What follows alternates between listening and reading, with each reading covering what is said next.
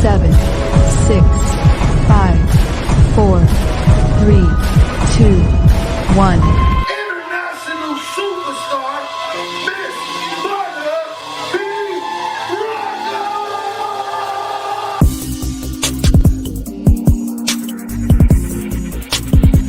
You are now tuned in to Butter B. Rocker on Transparency Talks Podcast.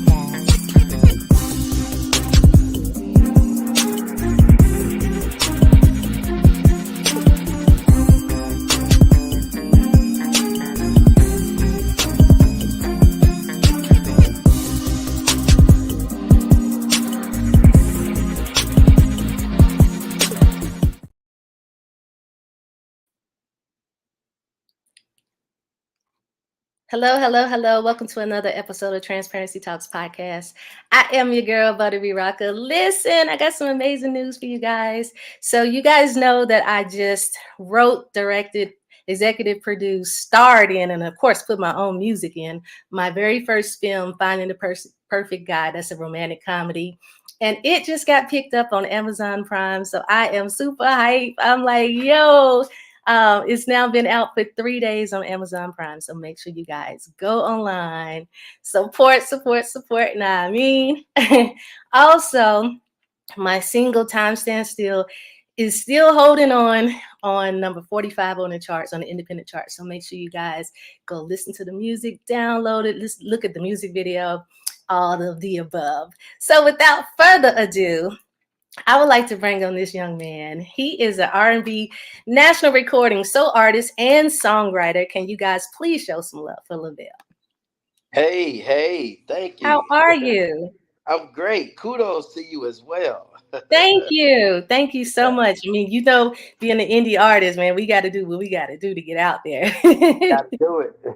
Yeah. So what I want to do, I like to dive right on in. Can you tell everybody a little bit of background about yourself? Yeah, I'm LeVelle out of Kansas City, Kansas, and I been pushing at this music thing for a little bit. So thank you for having me on your platform, so people get an opportunity to know learn a little bit more about myself.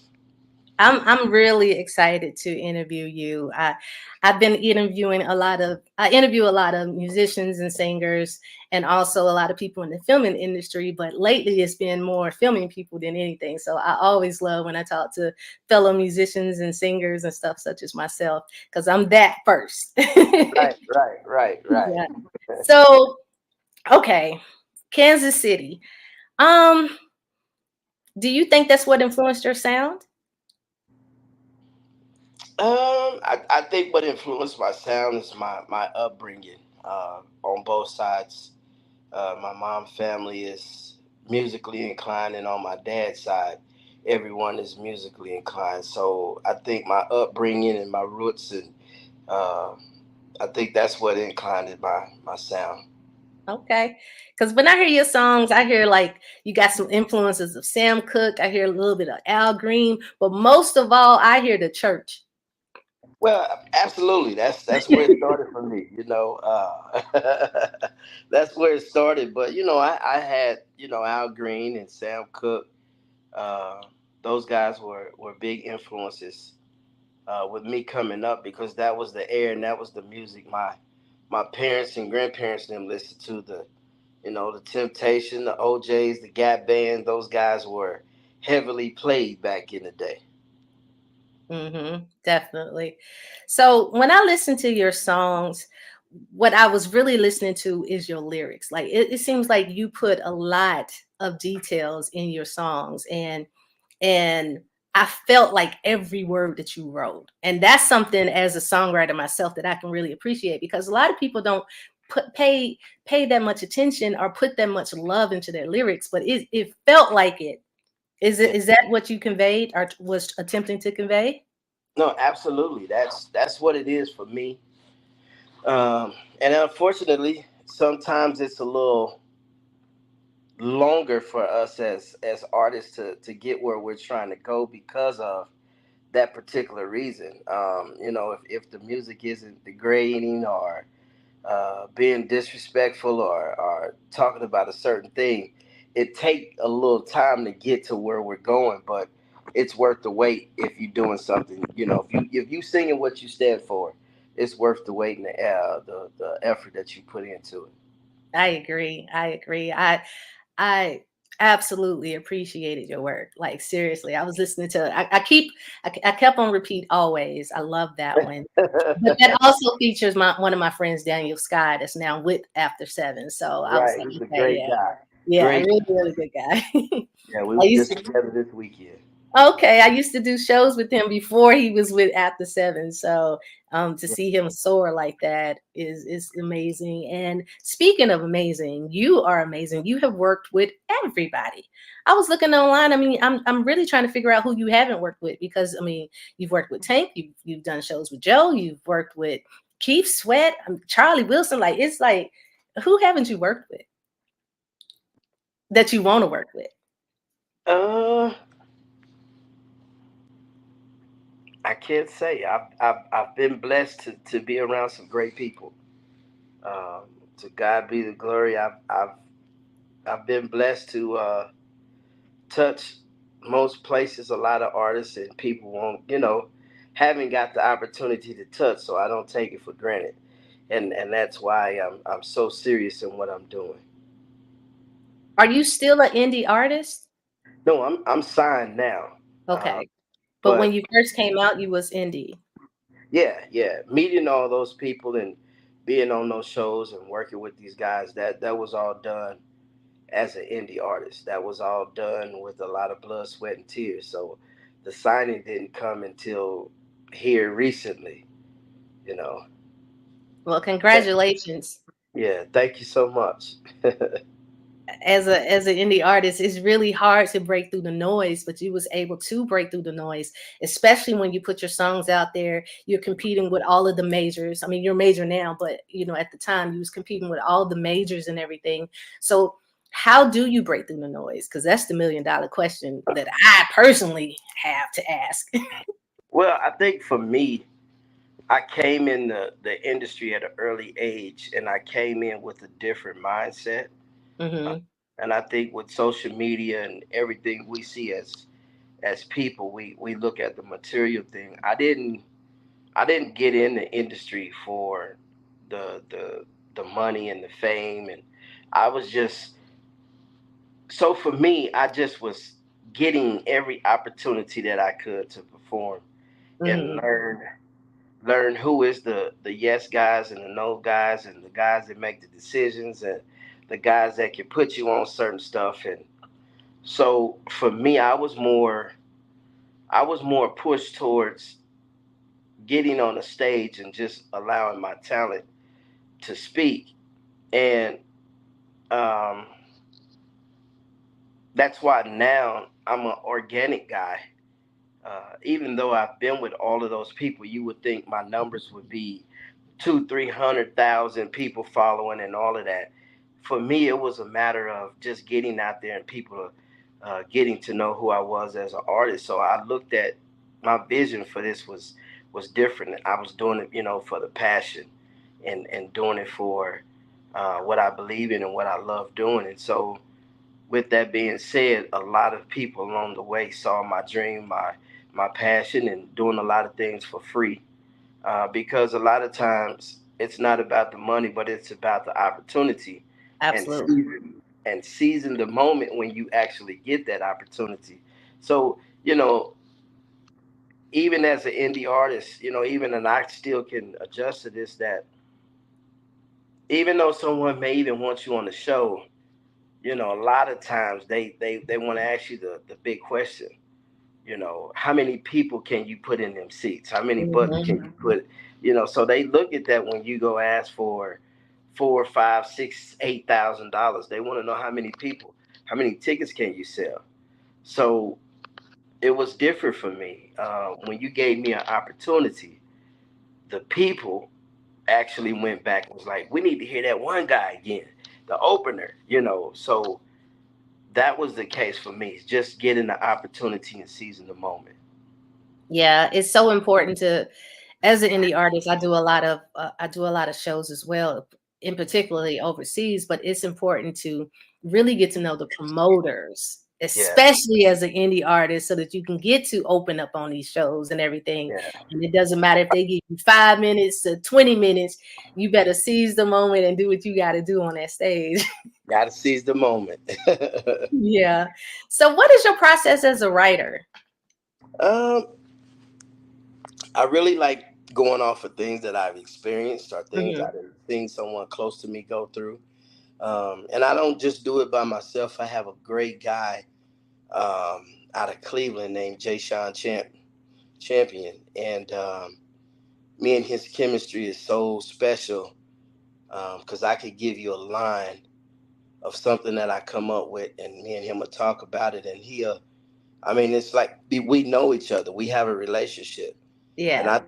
I think most importantly, that's where the chemistry is, and a lot of people that listen to the music, they can relate to it because he's a guy that he knows me and what I stand for.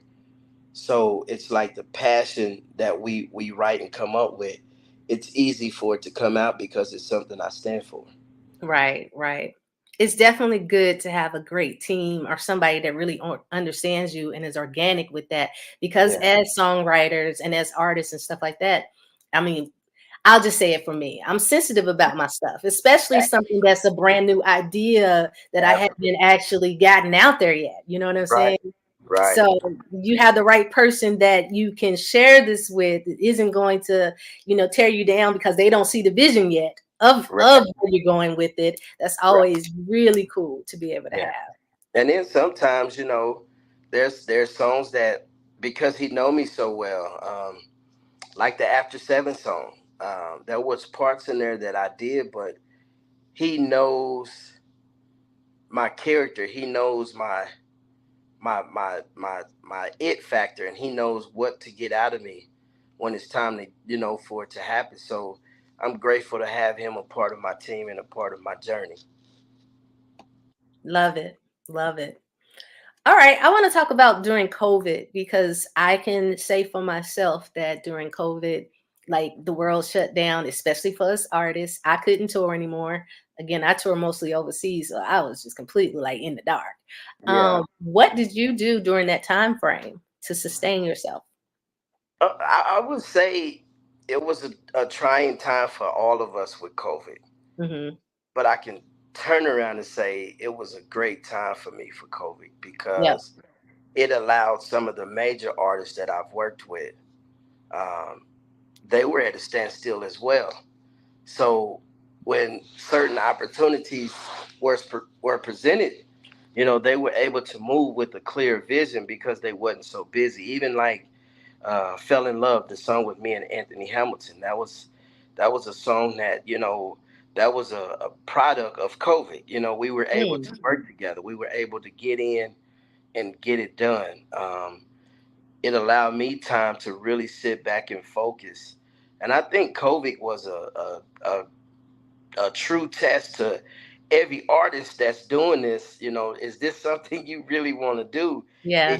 Especially when this is your financial well-being, because when it's shut down, that means for a lot of people that wasn't doing their business right, that means a lot of things shut down, financial things shut down. But if things were right, some of us had money coming in because of the right way of doing your paperwork and your business. So Right. um, I think for me, COVID was a bad thing, but a good thing as well. Yeah, I can definitely agree. 2019, I ended up torn meniscus, torn ACL, and I dislocated my shoulder. I was headed to a show in Qatar, which I didn't make, right? Right. And so I got cleared to be able to go back on tour in April of 2020, but they started shutting the world down in March. And so I didn't get to do the Africa tour that I was supposed to do. Wow. And it was like, okay, you already have a year off. And as you said, as an artist, if you ain't got that money right, you're gonna Yeah. be messed up, right? So Right. now, Right. just imagine now that's 2 years for me, technically three, because 2021 it also was kind of still shut. We could do some shows, but not as many as we used to Right. be able to do, and the stadiums weren't as filled as much, and all of that stuff. Right. So Right. I took that time to say, you know what else can I do? What else, what other skills? Because it's a big question. If you can't perform and this is what we do, what else is there to you, right? Right, You're a right. songwriter, so you can still write. And I'm a songwriter, so I can still write, but it challenged me to go into other avenues as well. So yeah, Yeah, definitely a good time.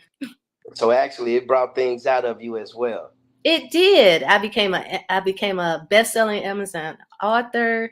My film, I just wrote my film, and and my Yeah, I started my podcast, and my podcast got picked up by 6 syndicated stations overseas. So I'm like, yo, congratulations.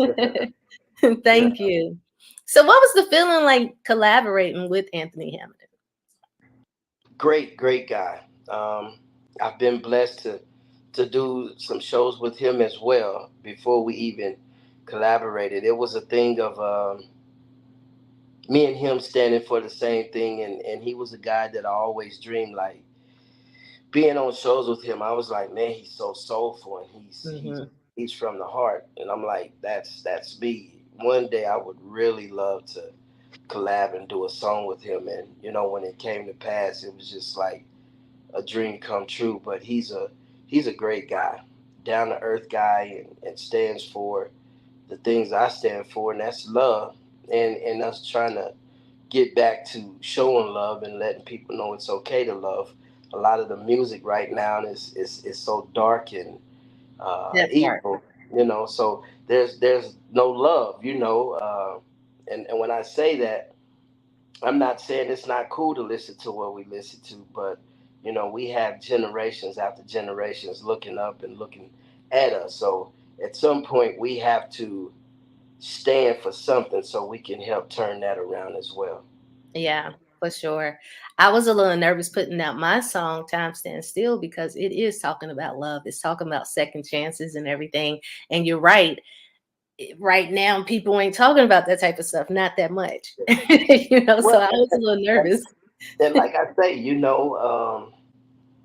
it's one of those things that you really have to know who you are and what you're doing, because I've seen songs, every word, B better do this, B go get that money. And Yeah. and it's sad because our younger ladies, the new generations, they think that's the way they supposed to be talked to. Yep. They think that's cool. Back in the day, you couldn't call a woman out her name like that. No. So that's the thing that I'm talking about. And at some point, it may take us a little longer to get there, but if we keep pushing and keep being uh, content in what we're doing, and we'll get there. We can help get that love back. We can get back to getting respect from each other. I love it. I love it. And you're definitely making a lot of sense. Okay. Here's the thing that I noticed about myself, and I'm pretty sure you might say the same thing. Going on stage with all of those different people that are blowing, iron sharpens iron. Do you agree? Absolutely. Yeah. I think it makes you go even harder. You be like, all right, I hear that run. Okay. Yeah, absolutely. But I think most importantly for myself, uh, it's a maturity thing. It's knowing when to do it, when not to do it. Yeah. Uh, Yeah. so yeah, yeah. But it's a great feeling being around people that you grew up listening to actually being on the side of them. So for me, I'm more of a learner versus the accolades part. hmm hmm And another thing about you that I appreciate is you seem very down to earth, so Absolutely. There's no that's other way to really be. good. Yeah. Yeah. Yeah, Even when I hit you up on Instagram, I mean, you was like, all right. And I was like, okay, he actually responded. Cool. absolutely. Absolutely. I mean, one of my mentors, Frankie Beverley, he sat me down one day and he said, LeVelle, I want you to do one thing for me. And I was like, what's that, Pops? Because I call him Pops like I call Charlie Pops. He says, I don't want you to worry about being famous. I want you to worry about keeping your fans happy. Mm, He said, famous people come and go. He said, but when you actually have a fan base and they love you, he said you'll be like me, working 40 and 50 years in this business. He said, Wow. I've never won a Grammy. He said, but I'm still selling out shows with 15, 20,000 people. And that was because I gained the trust and the love for the fans, and they keep me going. Yeah. So that's something that stuck with me. I don't want to be famous. I want to make sure first I'm pleasing to God, and everything else will follow. Yeah. And what I'm hearing with your music is longevity. It gives me that old school vibe Yeah, of when R&B and when music was music, you yeah, know. yeah, So I appreciate that. So you yeah. sung behind Charlie Wilson Yeah. and of course some other people, but how was that experience and what did you learn? What was your takeaway? Well, being with Charlie Wilson, I would call that like artist development. Uh, Mm-hmm. he's a little different. He's a guy that I take my hat out to him. I thank him for giving me that opportunity, taking me around the world.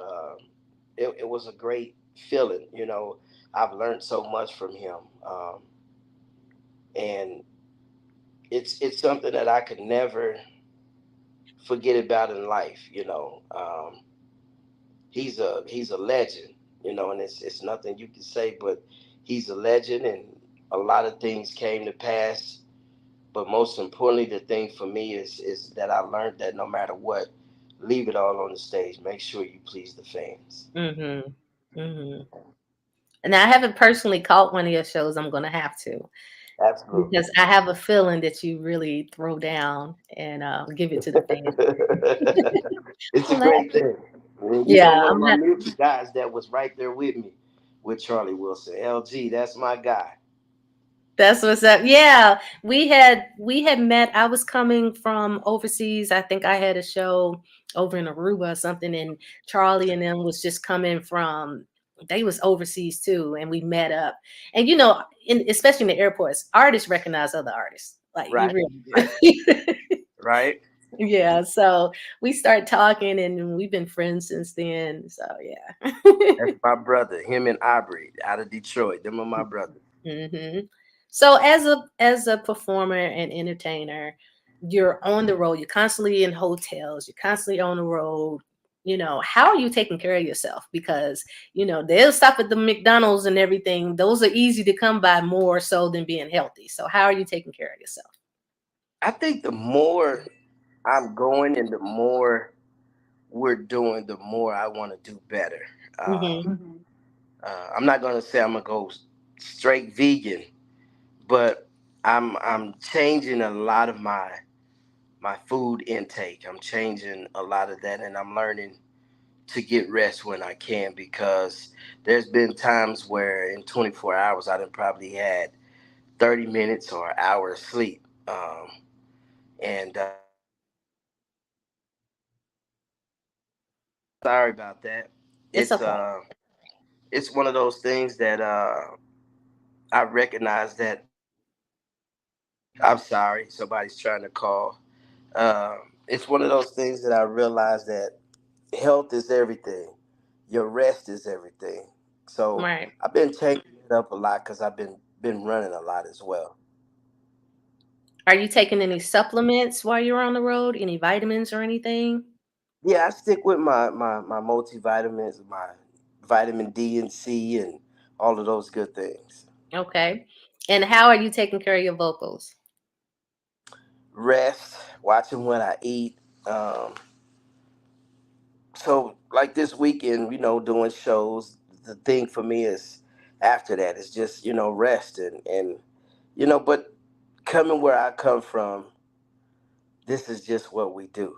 It is. I come from that church, that real church background where you sang for 30, 40, 45, 50 minutes straight, and hard, Yeah. and Yeah. it's something that's within me now, that it's just what we do. So I try to take care of the vocals as much as possible, because that's the key. But I'm blessed to have what I have, and can go and go and go and go and go. That's what's up. When was the aha moment for you that you was like, you know what, I'm really free to do this for real? I would say probably back in the day, church. Knowing that you were touching someone along the way. You know, Okay. just seeing the reactions from other people. Because I'm more of emotions and feelings and what I feel and what I see. And knowing that you're touching someone along the way. That's a big thing for me. Right. Right. Okay. Yeah. People see the glitz and glam, but they don't see the hard work that it took to get out there. You know, can you talk about that? That's interesting because I just had a phone call before we got on. Uh, and I had to tell a friend, good guy, very talented, and a lot of times, I'm sure you've ran into this. A lot of people feel like you could just pick up the phone and call certain people and put them on. Uh, and I have to constantly tell them, no matter if I had contacts to the president, you know, I could tell them anything, but they want to see your work. They want to see what you've done. They want to know if they put you on this, can you handle this? So it's a matter of getting out there, putting in the work, and allow it to come to you Hmm. versus going to it. Hmm.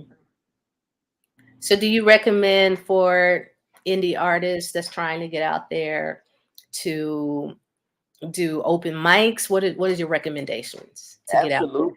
Open mics, wherever you from, put your little band together. Let them know you'll do it for free.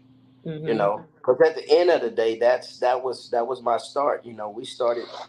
We started doing something here in my hometown. They got a jazz district, but they also allowed open mic, and all you had to do was come in and sign up and go. So our band that we put together did that, and it went from open mic to giving us our own slot times, from Hmm. our own slot times to where it was 5 people in there when we first started, and when it finished, uh, and it finished because a lot of us was moving forward with our careers. The building can hold, the night place was holding like 300. I think they were squeezing 325, 350 in there when we were done. So Wow. we build up a little thing to where, with that being said, on Friday nights people were going to the Blue Room to go hear us perform. And with that being said, there was one promoter in there that watched me for a year and a half. And he said, I've been watching you consistently. I'm blah, blah, blah. I'm doing this show. And I want you to open up the show. And he said, you ready for the lineup? And I was like, yeah. He said, so I'm going to put you on with Charlie Wilson, Tank, and Low Key. And we're going to give you 30 minutes. And I think it was my first show was like 9,000 people there. Wow. But had we not, been doing what we was doing, and I never knew this guy was coming in there for a year and a half watching me. So that's the key, performing wherever you can, because you never Hmm. know who's in the audience. Yeah. Open mics, anywhere your voice can be heard. I recommend doing it. Yeah. I was doing a lot of backgrounds and stuff in the studio, and AJ Alexander, who was Usher's assistant manager, he was also my assistant manager, and he was like, start your own band. And so I started my own band, and as you said, it just started picking up to the point where people start asking me to go on tour with them and go overseas and everything. And so it is so true. You got to stay consistent and get yourself Right. out there, because what I look at is, especially when you first start out, those times that you're doing that club scene or you're doing that corporate scene and stuff like that, those are times that you're perfecting your gift, because they don't have the artist development like back in the day, like in our time frame. They don't have it no more. Absolutely. It's either you got it, they gonna make you have it. If not, they'll see you today and you go tomorrow. Right, So, right. Yeah. So tell us about how you keep that drive to endure, this industry. well, once again, I think it's what you stand for and where your heart and your passion is. I know that this is my little gift that God has gave me. So it's one of those things of the more I do it, the more I see people happy, the more I know I'm changing lives. That's a drive with all in itself. And then a lot of that is family support. My family has, I couldn't do this without them. They keep me going. We all keep making ways for each other to keep pushing. So that's everything to me. I love it. I love it. Okay, I want to know about this new album of yours, Promise to Love.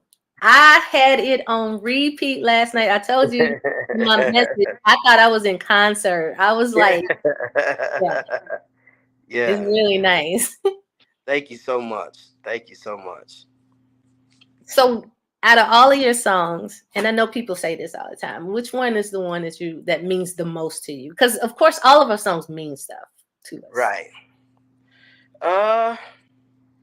And I hate to answer that question because, like you said, they all really, like now in the conversation that we having and the time that we living in. I love every song. I love Always. I love Work Mhm. It Out. But I think about where I'm at right now, and it's a song on there called Bring Back the Love. You know, Mhm. um, Mhm. when we can get back to that, because at the end of the day, that's everything for me. When we can get back to that, when daughters can look up to mothers and sons can look up to fathers, when we can really get back to that, we can change a lot. But Always is a special song to me as well. Um, Anthony Hamilton, that's a song that's there. That's not going nowhere. Right. But like I said, they all special in they own little way. But I believe Always is that's the one right now. It is. It is. It really is. That's But the one. I don't know. That Work It Out is coming in second for me. That Yeah. tempo, everything. I'm like, okay, okay. Yeah. And then the bass on there, I'm like, Yeah. whoa. Yeah. Yeah. Yeah. It's special, especially doing it live. It's really. We had a That's good what I'm time in saying. Chicago. Yeah. That's what I'm saying. Like when it's actually sounded like some of the stuff was recorded live. Your instruments sounded so Yeah. live. Yeah. Some of it is live, and that's crazy because the owner over at the label, um, he really loved that song. He was like, "Man, that's the song that's gonna get people moving," and that's it, So it's. I'm glad people are taking to it. It's a Yeah. great. Yeah, it Yeah. has a nice vibe to it. And Yeah. again, it reminds me to old school, so I love it. I love it. And that song was done like that intentionally for the statement you made earlier. A lot of times people don't listen to the lyrics. It's the Mhm. music that Mhm. get them. But if you take a half a second to listen to the lyrics, we know the music automatically got you doing this. But if you hear what them words are saying, it really just takes you over the cloud. It does. It does. I'm trying to tell you, I am in love with your writing. I said, "Whoa." Okay. Thank you so much. Yeah. Yeah. So what's next for you? Right now, we are just putting tours together, campaigns together, because my mission is to really get out and put the face with the songs. It's about the fans right now, and it's about really getting out there, showing them love, and them getting to know who I am. So that's what we're getting ready to do. Just get out and touch the world. Okay. And how can people reach you? Everything, LeVelle BKC. That's LeVellebKC. Okay. Well, I would like to thank you so much for taking the time out to speak with me. So with that, everybody else, you stay on. But with that, everybody else, we are out of here and we will talk to you guys later. Peace. Peace. Thank you for having me.